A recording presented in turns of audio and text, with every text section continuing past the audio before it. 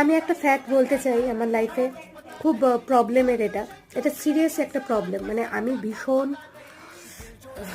রেগে আছি। সেটা হচ্ছে মানে অনলাইন ট্রেনের টিকিট কাটার অ্যাপগুলো কি কি মাথায় নিয়ে তারা এই অ্যাপগুলো তৈরি করে।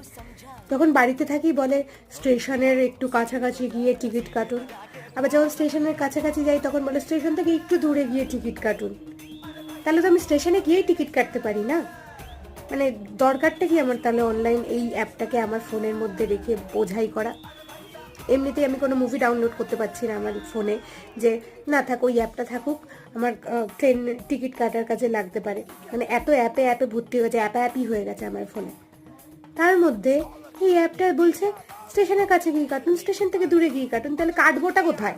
মানে রাস্তার মাঝখানে দাঁড়িয়ে কাটবো? মানে ঠিক এতটা ডিস্টেন্সে আমি বাড়ি